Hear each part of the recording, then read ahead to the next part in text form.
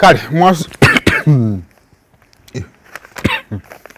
mwasuze mutya lunaku lwa kusatu njogera okuddamu okujjukiza tuli mu nnaku za mwezi musanvu ez'omwezi ogwokubiri ogwa February ogwa Mukutula Nsanja mwaka 2024 kakati nno by next month mu March tugenda kubeera mu koota ya mwaka nze wenjagala ogukubalira bulungi nnyo before yino tujja kuba tumazeeko quarters eza ng'omwaka guba guweddeko so start now kyonna kyo planninga nga bikyakutte kuttemu tukusabira Mukama Katonda akuyiseewo twagala okuyozaayoza ejja ly'eggwanga erya UPDF olunaku olw'eggulo twacelebratinze bacelebratinze the 43rd tare siita anniversary ekyo nno ekitegeeza akakyanga UPDF etondebwawo beegunjwawo NRM naddala of course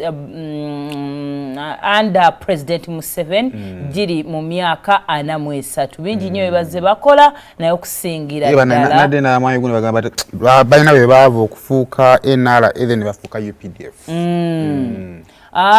nga bwe nagamba tale siita kitegeeza olunaku olw'omukaaga the 6th day of the week wekitegeeza so ndowooza olunaku olwo sirowooza lwe baasalawo taresita neegunjibwawo nalabako nga bakola ebiseera ebisinga bwe baba celebrating olunaku lwabwe luno bakola bulungi bwansi balongoosa obutale bakola ki balongoosa amalwaliro enguudo and all that ejje lino libaddewo for quite a very period of time era ng'ekisinga obukulu kukuuma ddembe kyobolanga bakuuma wano eddembe ne bakuuma ne mu neighborhood ogenda wulira nti UPDF bagenze Somalia UPDF bagenze eno bali Congo UPDF bali eno kukuuma ddembe na butebenkevu era ng'omulamwa gwe batambuliddeko gwabadde gugamba celebrating the people's struggle for unity security and peace for social economic transformation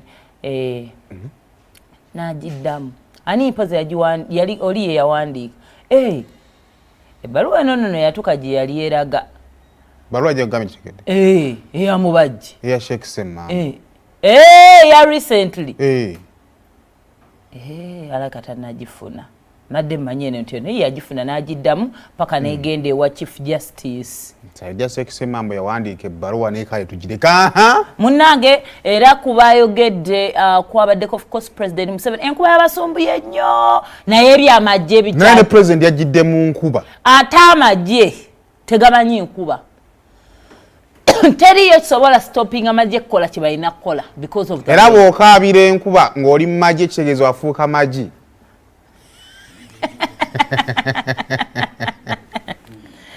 kakati okakuteko oludde katuulidde wamma kakati awo enkuba yabasumbuye nnyo babadde side zeeyo ebugweri mu Busoga President Museveni n'ayogera ku ngezi side amagye ng'egye gakozesaamu olumu wetlands obubi nti ekintu kino kijja baviirako entobazi kijja baviirako ebizibu ebyennya emiceere baliminamu omuceere and all that amagye batandika okulima engeri gye babeerawo ate babeerawo ati meme gavumenti yebaliisa ebaliisa eki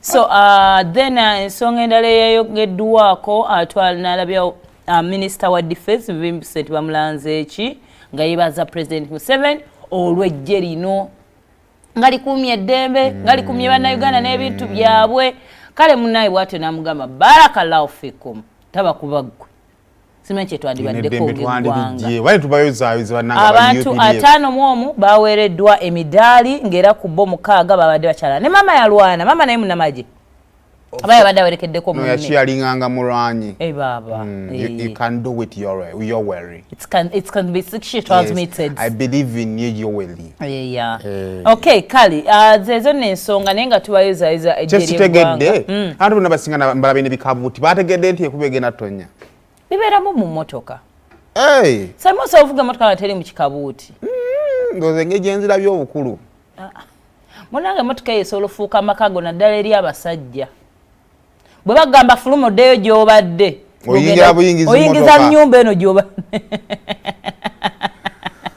kale kale wetweyongerayo tukyali mu nsonga z'abaana kudda ku ssomero era nga kuwola batola bakajjaamu manya abasinga obungi bakyali waka ejaamu akyagaanye okuwera naye ate sigwe tusabirira naye nga ye era alina okuba nga aweze by now abazadde they're still figuring out how to okuzza abaana ku ssomero naye nga munange ekintu kye twayogerako wano Mukama bwali onnangira nga nkugamba omwana munnange nafunyewo ensobola omugulira ekifo agende ku ssomero lye munnange ne gavumenti yakiwulidde amasomero gakitandise ekyokugula ebifo nga kyatandika ddako kati alabika kifuuse muze most of the times ebintu ebimu bijja ngolowooza tegufuuke muze yes kakati waliwo mbw ate abafere abali behind that amasomero eri mu kusomero eryekubidde endulu kwe kwabadde King's College buddo endabye ku kipapula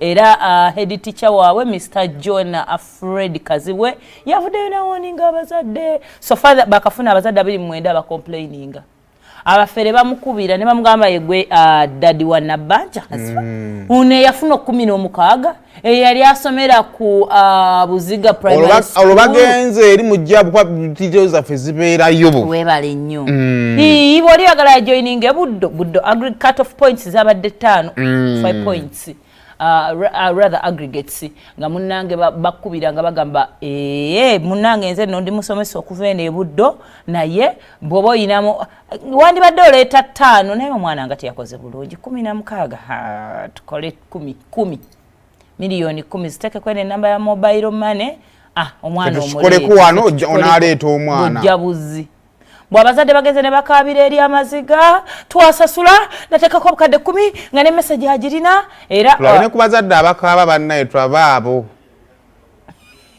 nammwe twetagula mwenna abafeereddwa 29 wabeewo abajja tubaleko nga mukaaba I know. So munnange bwatyo head teacher nawoninga abazadde n'abagamba kino nomunete tekirabise bulungi ate kitattana erinnya ly'essomero ebyo tetubikkirizaamu bwe tuba tugambye these are the cut off points zezo Zaake walala tetuyisa mu kadinisa naye awo wennyini gavumenti KCCA yakoze research nezuula abaana bakyalemeddwa okudda ku ssomero less than 50% abaana baka returning ku ssomero. That is a very small number. Okubanga olwali tuli mu nnaku z'omwezi 7 ng'abaana baddamu nga 4. Very very small number. Ate era mu ngeri y'emu n'abasomesa banange bwemba mwagende mu bwakadama mwogere ticha w'omulungi ticha tomulaba ticha watandika kuba mabuloka yogera. So that we can arera twabona nabo nga tuva mu covid nga master weyinga chapati n'obusomesa abamu bamalako mazi bali bagenda okudda katjukira twasomayo tusomye omwaka ogumu kuba twava mu covid omusomesa najjukira yakubanga chapati ye mumusuubiza bye musuubiza temumiwadde ever since they went back to school. I like to hear tuli mu myaka esatu by the way lwakwa mu kimwagaano okuva wa buli omu covid covid alinga wajjojjuza waki tofumbirwa covid lwaki tokola ki so munange okusinziira ku parliament nga omubaka omukyala Sarah Opendi owetoro yavuddeyo n'agamba naye kisi kuba abazadde bo bagamba ekikyalemeseza abaana ewaka school fees akasente kandibadde kangi naye amasomero gayina enkola yaago eya 50% discount 60 payment niru byonna weebintu ate nga n'ebyetaago bingi. Me remember by the time we used to go back to school nga school fees wezibere emitwalo nga 5 abasomesa abalina okugamba abazadde mugulire ebyetaagisa gye akati ebyetaagisa bya mitwalo 8 naye kati ate ebyetaagisa biri equally as expensive as school fees. Actually tukyanja ne ku bazadde wakati essomero lyolaba nga kasomero kalungi ne bagamba school fees ali wansi soko otuna ku list ya requirement muganda wange nze munanga mulimu trick gye nayiga eringa ey'ekisiru anti ogenda ne bagamba school fees wa mitwalo 7 ne bagamba uniform yana ne bagamba vani ya kakadde ne bagamba swimming wa mitwalo ate wakatala ne bagamba okulya kwa mitwalo 3 ogendo olaba ng'oli mbukadde buna obwa school fees ate nga biri compulsory babyagalirawo webale ati olumu ne mutunuulira amasomero agagamba nti a school fees wa miliyoni 2 naye ng'omuzadde talina kyagenda kudda musasula so abazadde ne mubeere kini kwezo tricks So minister yagambye, why are government aided schools so expensive? Those engage ga government. Government ebayambako naye ate ebisale bya mubiri waggulu era ne calling out government to come out and regulate this. Private schools kiyinza okubeeramu ekizibuzibu just like private hospitals bali bye bayitamu biyitirivu, but at least ebintu bya government bibeere regulated, bibeere guided by the government. Yensonga y'essomero eyo munnange bazadde bannange twagala okubebaza nti okuzaala kujagaana mwebale nnyo mwebalire ddala era kye mwakola kirungi eri eggwanga era badde ensatu kiyita. You really have a very cute child. Era omwana oyo alina future y'amaanyi mu maaso ge. Katawo nga tukyaliwo abamu ku baamala okusoma ye Honorable Zaake Butebi. Y'omu ku baana bebayozayoza nnyina okutayo muleeba. Kuliko omwana. Wabale kunzalira musika. Kakati no munnange ojjukira nakuze mu mwezi ndozo gwali gwa November last year. We twali mu parliament. Kakati Honorable Zaake oyo wakati mu lutalo lwa parliament yayisa olugaayo mu parliament saako n'omukubiza wa parliament ow'olunaku olwo era nga yali omumyuka wa speaker wa parliament Thomas Tayebwa. Kakati Zaake yasindikibwa mu kakiiko ak'empisa aka parliament era okuva omwaka oguwedde tubali tukyali mu nsonga ezo. Tuli ku mwana omu. Neza Honorable Kinyamatama gye zaakola ki? Zamusanga. Kakati no munnange olunaku olw'ejjo akakiiko kazzeemu okuresuminga. Naye nga jjukira twagenda okumaliriza omwaka oguwedde nga waliwo okusaba ssemasaba okwali kusabiddwa.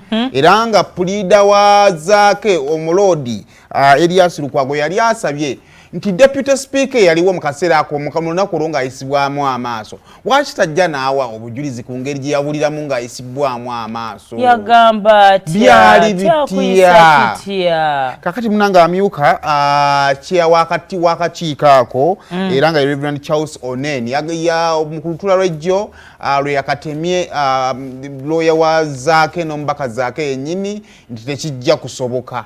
Tetugenda tataganya ntuula. Tebalina bagenda kutandikira kuyita mukama waabwe ajja bitebye. Lumiriza ddala ono yakuvuma wawulira oti tekigenda so. Okakasa okitaka okitolimba birimu ebigenda mu biki bingi. Kati ataweereddwako obujulizi yasigale kuki. Kati okusinziira ku Reverend Charles Onen yono yagambye omunjukira mu kanisa yagambye nti okujja kwa Zaake wano mu kakiiko kwali kusaba kwa parliament yonna eyanoonyerezebweko. So kati balaba nsonga eyisa deputy speaker ate naye ajje mu nsonga ekola ki yemu. Wabula ate nga parliament yonna yakola ki? Yasaba. Wabula omuloodi agamba nti okusinziira ku byalabye wano ayinza okuba nga talina ssuubi bigenda kuva mu lipooti. Wabula nampala w'oluyo oluvuganya gavumenti Honorable Nambeshe naye yalabiseeko mu kakiiko naawe obujulizi ku ebyo ebyaliwo olunaku olwo. Abanno omuloope. Lwaki ajjira muleeya? Empoza alina kujja nga tali mu office. Sireeya naye gyase nyambala si awo toza kujjawo ng'oli muleeya. Wala amateeka ga parliament agakola kyagabafuga. Kusatiye kuliko free political prisoners. Alina n'emisango gy'aloopa. Wadde nga naye bamuloopa. Wadde ali mu misango naye alina kujja abalala. Kale kakati omuloodi agatalina ssuubi bigenda va mu kakiiko. Naye bali kugamba Honorable Patrick Nambeshe yavuddeyo n'awa obujulizi n'agamba nti byaliwo ku lunaku olwo byaliwo.